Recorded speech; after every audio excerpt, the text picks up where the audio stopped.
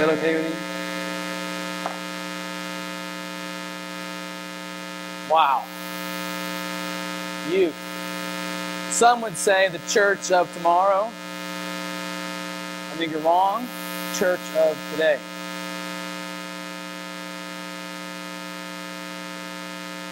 Let's pray real quick. Lord, we need you. I need you to speak. I need you to shut me up, Father, and to speak to me completely. Open our ears. Soften our hearts. Amen. You ever read like a passage of scripture? If you're raised in church, you hear these stories from the Bible so many times. They're kind of just white noise. You know what I'm talking about? If I say Jonah and the whale, like, oh yeah, Jonah and the whale, no big deal. If I say Moses parting the Red Sea, yeah, Moses parting the Red Sea. It's almost so, I don't know, so common, thank you, in our own minds, it's not even real sometimes. We forget. So I remember when we watched Passion of Christ, the movie came out, and we went to go see it. I remember for the first time in a long time, I was actually there. And I remember the pain that Christ went through. I remember what he endured for me, and so it became more real. Well, this scripture that Morgan read, if you notice, we had a lot of people up here that were very, very uncomfortable and very, very out of their comfort zone, and I loved it. I thought it was great. I love making you uncomfortable because we're going to get through that and we're going to grow through that. So that was awesome. And Morgan read that scripture, and it's about Peter, Christ walking on water, and then Peter coming out and walking on water with him, and then he sinks, right? And then Christ gives him back up, and then the storm gets calm. Yeah, and my notes are over here. So there's some context from the story I want to kind of clarify. This happens right after John the Baptist is beheaded. So he was, Jesus' cousin. He baptized Jesus and began the ministry that Christ then went into for 3 years. Were they friends? Yeah, probably. And so John the Baptist was beheaded by Herod. And then right here, Jesus hears about John the Baptist. And in chapter 14, verse 13, in your bulletin or whatever it's there, now when Jesus heard about John, he withdrew from there in a boat to a secluded place by himself. There are 3 words in that small sentence that right away tell me Christ wanted to be alone. He withdrew, secluded, and by himself. I never asked why. But while preparing the sermon, I asked why. His friend had just died. My guess is he wanted to mourn. He wanted to grieve. He was absolutely 100% God. But he was 100% man, human. And he was sad that his friend, his cousin, had been killed. And we know this because in Lazarus, Jesus weeps when he dies. He was grieving for his friend, for his cousin, and he wanted to be alone. And here in this particular passage is where I am in no way, I'm in many ways not like Christ, but in this way, it can really point it out, I am not like Christ. He wanted to be alone, he wanted to be in pain, he wanted to deal with his own grief, but the crowds heard about him and they came to him. And Christ saw them. Now, if it was me and I'm in pain, I would say this. Guys, I love you all. I appreciate you all. I want to help you, but I got my own things going on right now. Let me deal with that, and I'll come back later, and I'll take care of you guys. And they probably might, we understand, that's fine, we understand. Instead, it says, Christ saw the crowds, and he had compassion upon them. And he went and he healed their sick. Christ, this is all what I have drawn from it. Christ postponed his grief to help others, to heal others. Because then right after, this is when the 5,000 are fed, And right after they're fed, it says immediately, which is a pretty important word in Scripture, immediately he had his disciples go ahead of him, get in the boat, go across the water. He tells the crowd, you can go ahead and leave now. And then he goes to the mountain and he prays. Again, my guess is he had to finish his grief. Am I wrong? Maybe, I don't know. But it makes sense to me. As being 100% human, he had to deal with that. And as he's praying, it says, till the evening, or beyond. So we know at least till evening he was praying. And the disciples are going on the boat, and they're getting farther and farther away. He finishes his prayer, and he wants to meet the disciples.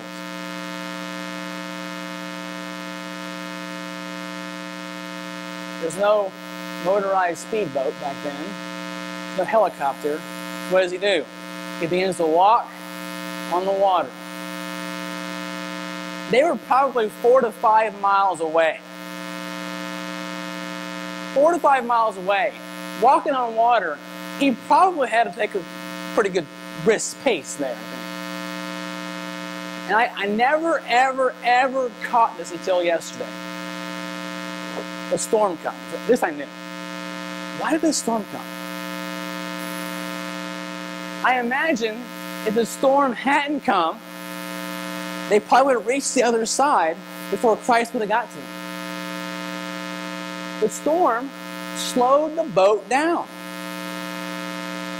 And it allowed the disciples to now turn from where they were going to face the one who was coming.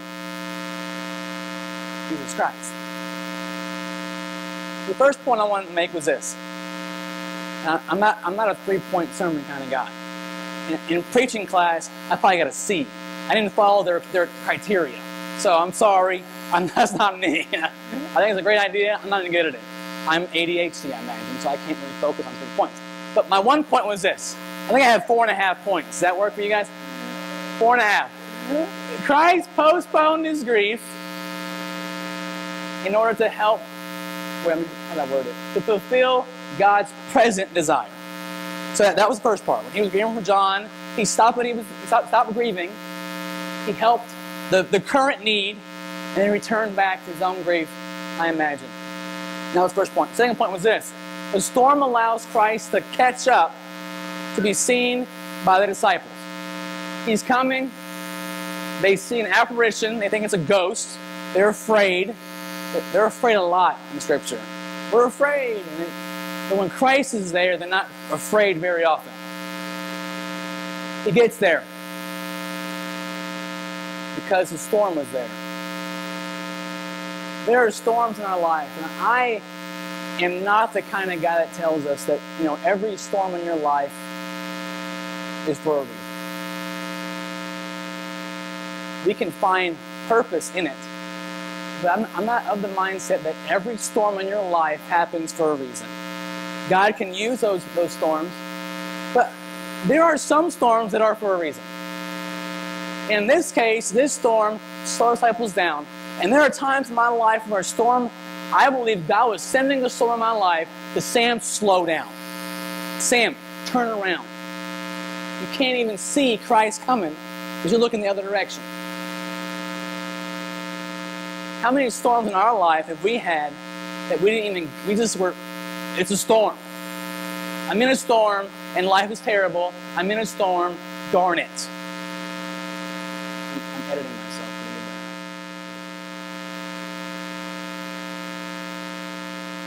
This storm was there to point the disciples towards Christ.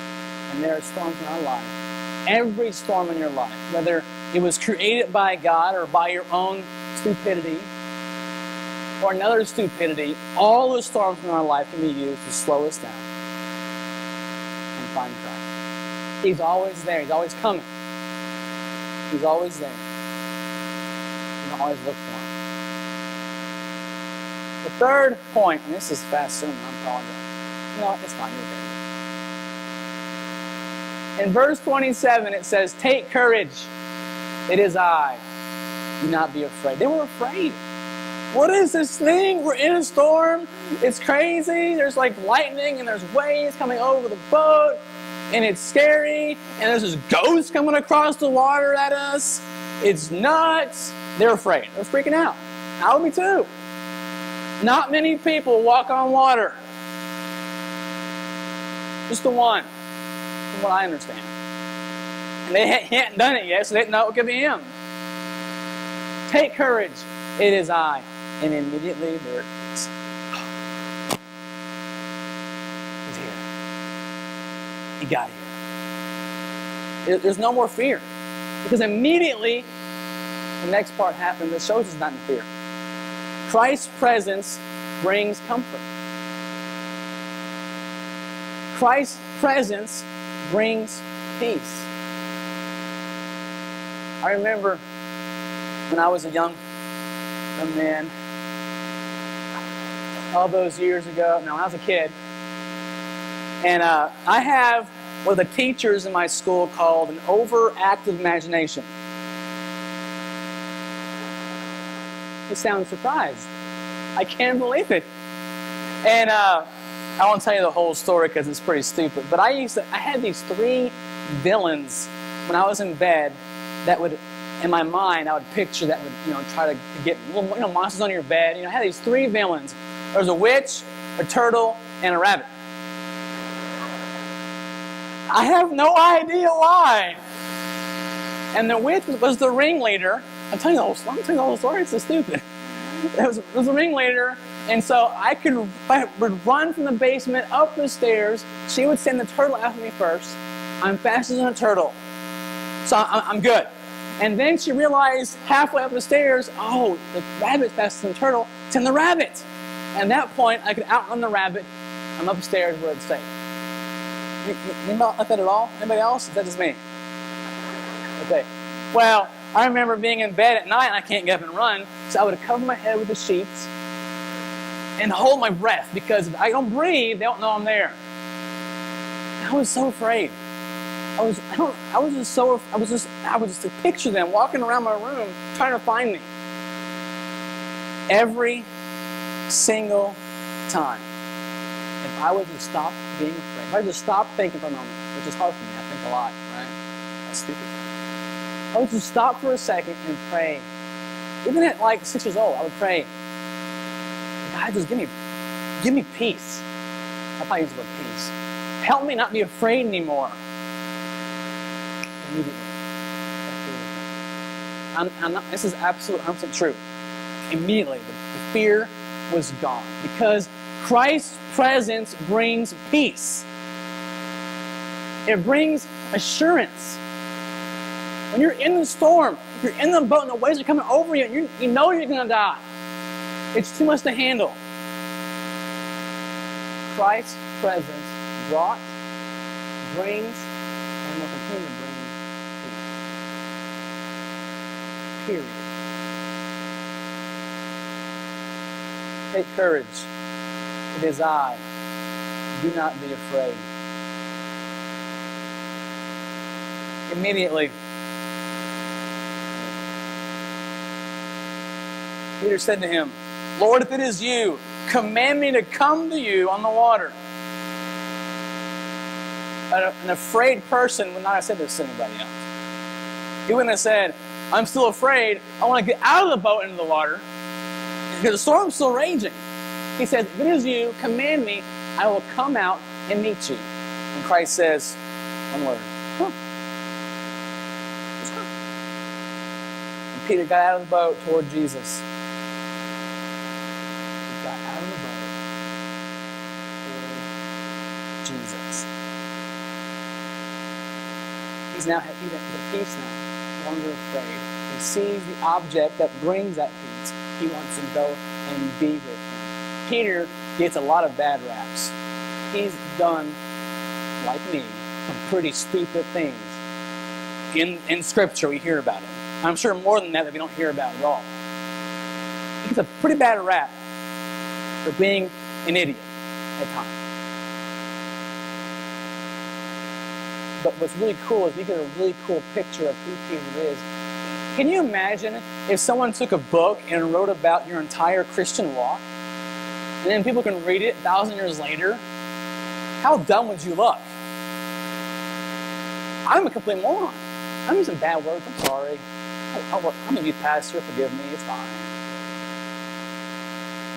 We get to see Peter's a lot of it, his Christian walk, and see where he falls. And what's cool about Peter is we get to see how he continues on the path. So he says, come, he's out of the boat, and he comes to Jesus, knowing he's not afraid anymore. But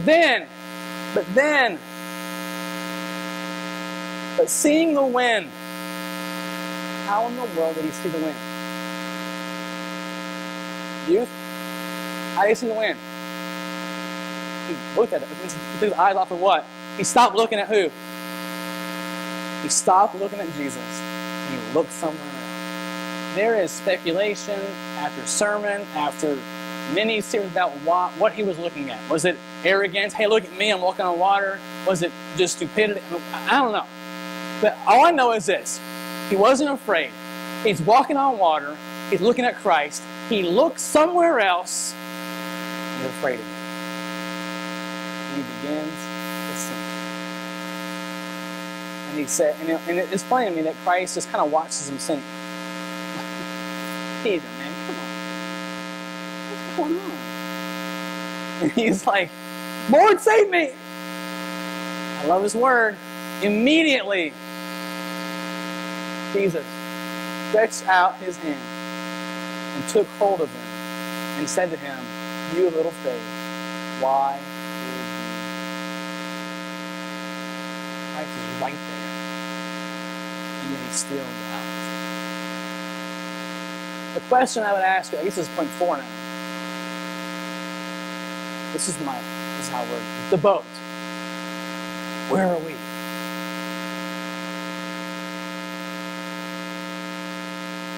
They get in the boat, and immediately the storm is calm. And it's been so good. Where are you? There's a lot of options here where you can be in your walk. Are you even in the boat? Did you ever get in the boat to begin with? You're still on the shore? Are you in the boat? Are you in the storm?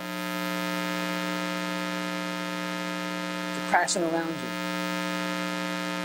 Are you looking at Christ coming towards you? Do you even dare to get out of the boat to meet him?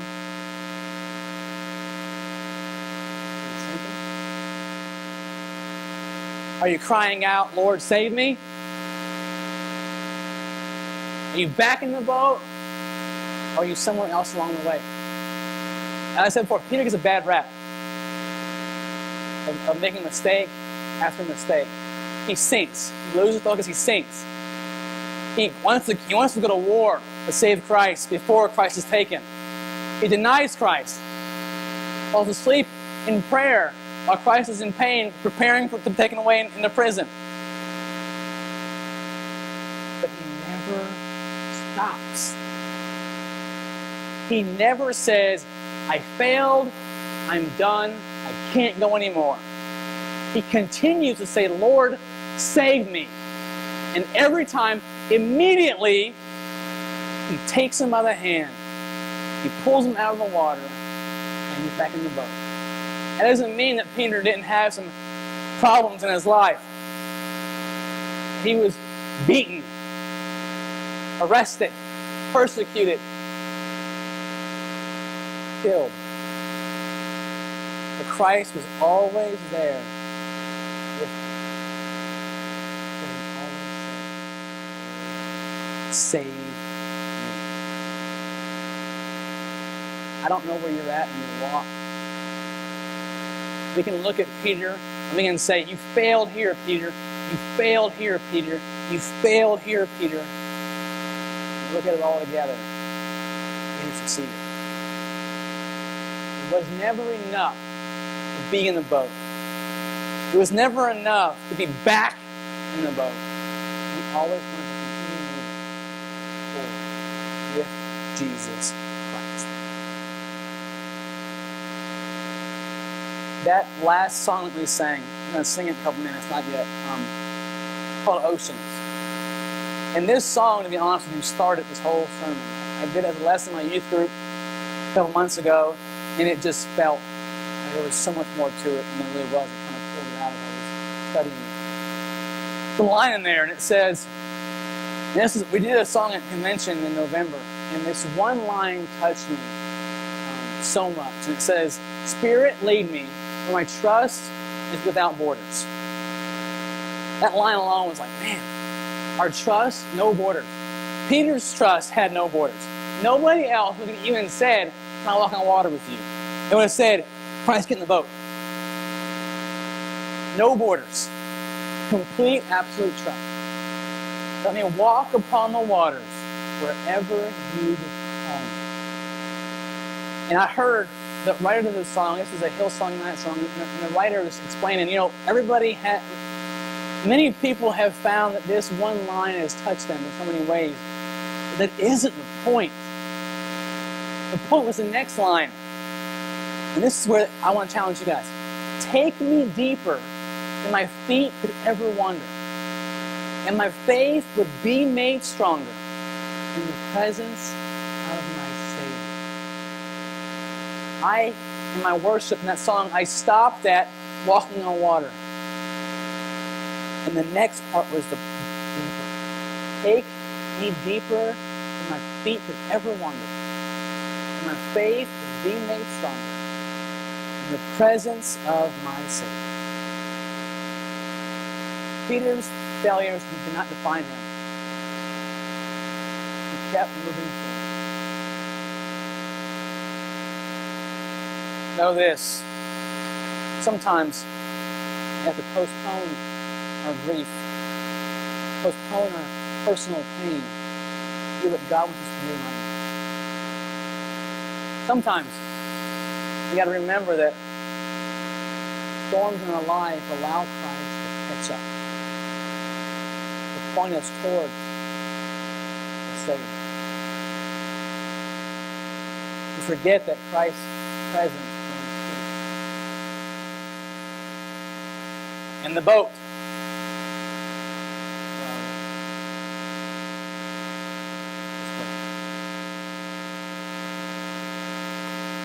Father, thank you. Thank you for the storms in our life that point us toward you. Thank you for your peace that comes in your presence.